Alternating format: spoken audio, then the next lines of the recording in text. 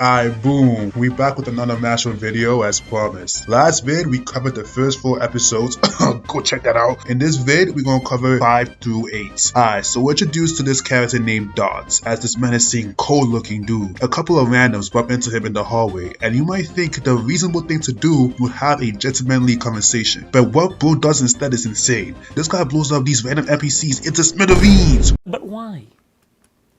Why would you do that? Why would you do any of that? And word for word says it's their fault for being side characters. Bruh, ain't no way. Then we cut to this weird Taylor Swift type cult members and they scheming on how to go and run a devious lick on the school and steal everyone's coins. So the students are now in the woods and Mash is chilling out with the crew in the schoolyard. Sorry. When this dude comes in announcing that he's number 1. Do you think maybe he's compensating for something? And announces he's the main character of this world. So while he's glazing himself, he notices Mash and calls him a side character. How ironic. And while he's hitting on Mash, Mash's tier 3 sub pulls up and starts sipping over him. This triggers the Make-A-Wish main character. It should have been me, not him! It's not fair! Bro, I'm being so deadass. He starts crying about the ratio of women and men and how it's unfair that he's unable to pull a single girl. Both sounds like a prime target for Hustlers University. So the teacher breaks down the rules of the game. They basically gotta take down some monsters and earn silver and gold coins based on what kind of monster they defeat. Then out of nowhere, this random comes and sneaks Mash. Like, bruh, if Mash's friend didn't hold him back, Mash would have given this guy an early trip to the gulag. So Mr. Main Character is walking through the woods and he's talking to himself about how he's gonna beat up Mash the next time he sees him. Mash appears out of nowhere and instead of keeping that exact same energy, Bro starts spazzing out and Mash slaps him back into his senses. So now Bro's pressed and wants to run the ones with Mash, but they hear a scream from the middle of the woods. They rush over and see this dude trying to bully this shorty. Dot blows him up and now the shorty's feeling him. She's out here calling him strong and glazing him, and Bro has the opening, no one's guarding him, and he fumbles a shot and folds. After that, they're sitting down on a log. Not gonna lie, Mash is our man for not letting Bro have some privacy. Anyway, shorty ends up touching thighs with him, and you already know this guy's a simp. Bro starts talking to himself, act cool,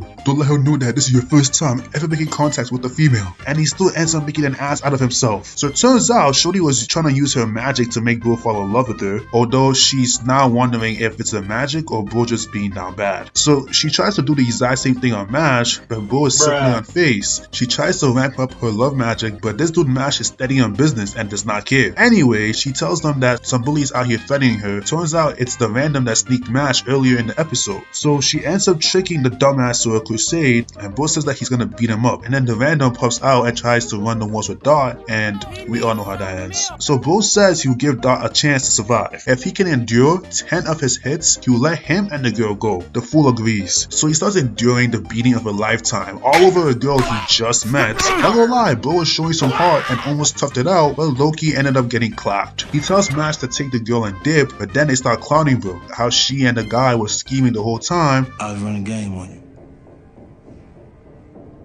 I wanted to get the money. So now they're tearing up Dot's character, calling him lame, corny, delusional. I mean, are they on though? Anyways, Mash finally has enough and straight up stuffs a clean puff in his pause, and then challenges him to the exact same 10 hit challenge. So keep in mind, Mash just threw a challenge at this guy, right? But Bro starts yapping and tries to beat up Dots for no reason. Alright, cool. Yeah, I what?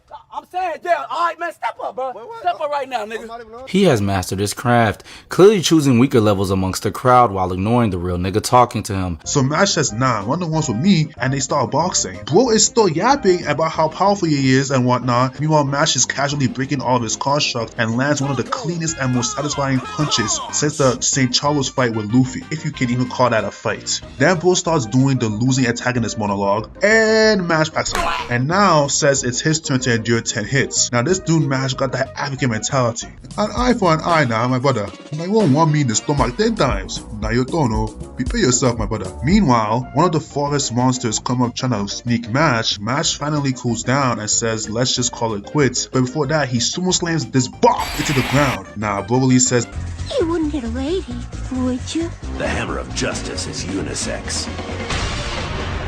So Mash and Dot returns to the group. Lemon sees that Dot is all beaten up and asks if he's okay. And of course I guess this bro spazzing out again. So the lolicon drops some lore that someone's putting a hit on Mash to try and steal his coins. So Mash ends up running into bro in a weird room, and turns out this dude was trying to rob Mash so he could join the Swiftie cult. But because bro failed, the Swifties punished him by turning him into a puppet. Now he gave him the Pinocchio treatment. So Mash ends up confronting the Swifties cult leader. The dude tries to steal Mash's gold coin, but Mash seemingly lets him take it and carries the beat up father NPC to the nurse. But later on we realize that Mash in the blink of an eye sucked in the air, pause, ripped a button off the doll holding him and gave that to the cult leader with barely anyone noticing. So we go back to Mash's friends and Mash's simps inform them that the Swifties are copying a suspiciously large amount of coins. So she says they probably on some shady timing and they should go investigate and stop them. Okay Velma. So before the Scooby gang can go investigate, Mash has to clean up the Owl House as punishment for the way he mollywomped the father character from the last video. Blue-haired Lolicon comes to help him out. He explains he's doing this because he knows the Swifties gonna come after him. Then we're introduced to Mr. Baby Shark and the Beyblade Ninja. I can't take the script seriously. We figure out they from the Swiftie cult and they trying to run up their coins. Baby Shark traps Mash in a magic puddle and goes into his true form and chases Mash in the water. Then the Beyblade Ninja runs the ones with Lance. Bro's about to hit him with his gravity magic, but because of his sister, he decides not to because he might hurt the owls. Beyblade Ninja tries to go for the triple Beyblade finisher, but turns out this whole time, Lance was trying to move the owls out of the way, and now that he did, it's pretty much GG's. Now we cut to Baby Shark and Mash in the water. Bro thinks this is going to be an easy W because Mash previously said he cannot swim, but like I said in the past vid, Bro's Maharaga and quickly learns how to swim like he's Michael Phelps. So then Bro goes into his ultimate and becomes Daddy Shark and starts yapping about how now he's unbeatable, and then Mash starts swimming into him. Bruh, this dude couldn't even be bothered to attack him. Just swimming in his direction was enough to pack him up. So then Mash and Lance are taking their loot, and then another Swiftie comes out and tries to retrieve the fallen cult members. Mash and Lance tries to attack her, but she speed blitzed them, packs up her allies in a bottle, and dips. So now we cut to the discount eater from My Hero, and he looks like an extra from The Walking Dead. Turns out someone sucked the magic out of him, pause, which cult could have been behind this one? Anyways, the Scooby gang is now investigating after school. They see Lemon acting like she off of Perk 30. Turns out she's been turned into a doll. Gee, I wonder which cult could have been behind. So they end up uncovering this underground base and enter a coliseum and ends up meeting another father Swiftie. Dot volunteers because he hates good-looking guys. Yeah man, get rid of all the competition. That'll definitely get you the shorties. Look how well that worked out for Timmy Turner. Bro pisses him off even more by bringing up the fact that he has his own fan club. And bruh, the way that this guy responds to Dot is just too funny. Bro says, and I quote, "Since you lack a good face and good brains, I don't see how I can lose to you." Damn, now you gotta win because that was just disrespectful. So they start boxing and Dot places these bombs around him and says that they're rigged to explode if someone makes contact with them. The Swiftie father points out how dumb that is because he can easily avoid the glowing bombs and just attack him,